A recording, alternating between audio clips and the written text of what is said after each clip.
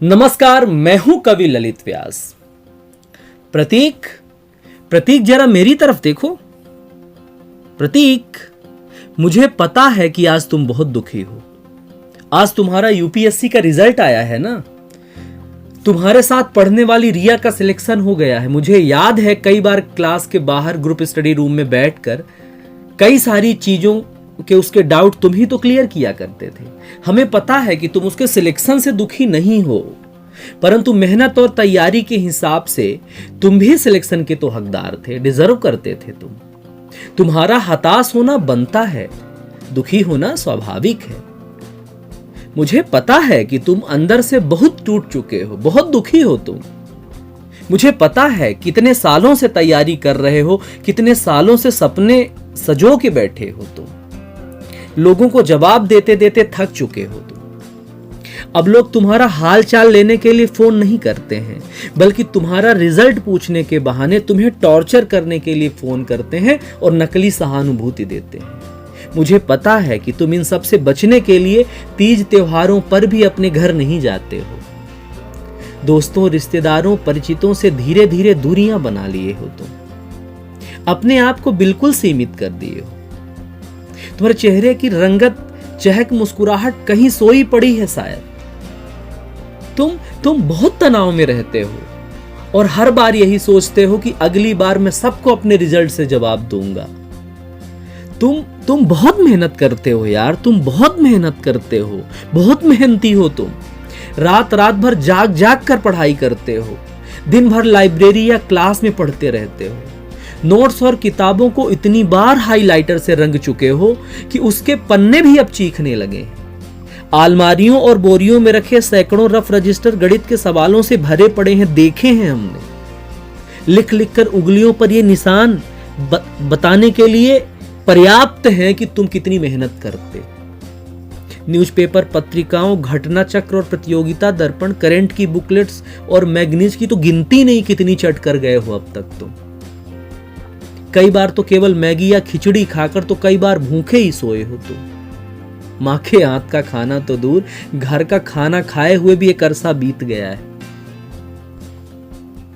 हर बार तुम्हारे बाद में आए बच्चों का किसी न किसी एग्जाम में सिलेक्शन हो जाता है और तुम रह जाते हो। वो कई बच्चे जिनकी तैयारी में तुमने हेल्प की, तुमने सपोर्ट किया, वो सेलेक्ट हो गए और तुम रह गए। कभी कोई कमी नहीं थी तुम्हारी तैयारी, बस वो कुछ घंटे जो परीक्षा के हैं शायद वो मैनेज नहीं हो पाए, या अपेक्षाओं के प्रेशर की वजह से शायद उस वक्त नफ्स कंट्रोल नहीं कर पाए तुम, या इतनी मेहनत के बाद भी शायद कोई रणनीतिक कमी रह गई। पर तुमने रिया को जो रणनीति बताई उसने वही फॉलो किया, उसने बताया हमें और वो सिलेक्ट हो गई। उसने वही कंटेंट भी डिलीवर किया जो तुमने किया। फिर चूक कहां हुई मुझे पता है, बस यही टीस तुम्हारे मन को खाए जा रही है। शायद किस्मत और नियति का साथ नहीं मिल रहा है तुमको। पर अभी तक तुमने इतनी बार ये लाइन पढ़ चुकी होगी कि किस्मत इंसान अपने कर्मों से लिखता है, पर तुमने तो वही कर्म किया ना जिससे किस्मत लिखी जाती है। तुमने इसमें तो कोई कोताही नहीं बरती, उतनी ही बल्कि उससे ज्यादा ही मेहनत की जितनी साधारणतया लोग करते हैं। फिर इस किस्मत का ना बदलना संदेह तो पैदा करता है ना, विश्वास तो घटता है। मुझे पता है तुम अकेले में खूब रोते हो, खुद को भी कोसते हो और अपने किस्मत को भी कोसते हो। बस इसी उधेड़बुन में बहुत सारा समय तुम्हारा गुजर जाता है। फिर कोई ना कोई परीक्षा सामने आ जाती है। तुम पिछला सब कुछ भूलकर फिर तैयारी में जुट जाते हो। नई चुनौतियां, नई स्पर्धा, नई सोच, किसी से जीतने का लालच तो किसी को साबित करने का संकल्प, किसी से आगे निकलने की ठसक, किसी की चुनौती तो किसी को चुनौती। यही नई भूख पैदा करती है, यही नया उद्देश्य को जन्म देती है।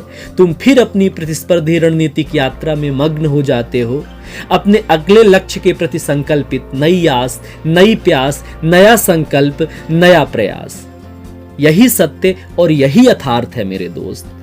तब तक उसका पीछा करते रहो जब तक लक्ष्य हासिल ना कर लो, और सुनो दोस्त, तुम कोई अकेले ऐसे नहीं हो जिसके साथ ये घटनाएं घटित हो रही हैं। इस देश में लाखों युवा ऐसे हैं जो इन्हीं समस्याओं से गुजर रहे हैं। कोई इनसे बिखर जाता है तो कोई इनसे निखर जाता है। और सुनो दोस्त, सफलता का पर्याय केवल परीक्षा पास करना या सरकारी नौकरी का होना ही नहीं होता। आपके फेल होने से आपके विकल्प समाप्त नहीं होते, बस संकल्प की बात है। खूब मस्त रहिए, जबरदस्त रहिए, हंसिए, मुस्कुराइए, जिंदगी का मजा लीजिए। सफलता के जिस अनुभव का आप इंतजार कर रहे हैं, उसका आनंद तब कई गुना बढ़ जाएगा जब उसका रास्ता इन मृगजल असफलताओं से होकर गुजरेगा। संभालिए खुद को। और हमारी एक बात सभी लोग सदा याद रखिए, जब आप कोई बड़ा सपना या संकल्प लेकर चलते हैं ना, तो उसमें बाधाएं और अड़चनें भी उतनी ही बड़ी आती हैं। इसलिए धैर्य रखें, बिना हताश हुए मैदान में टिके रहें, तर्कस में रखे अंतिम बाण तक युद्ध करते रहें, क्योंकि या तो आप जीतेंगे या बहुत कुछ सीखेंगे।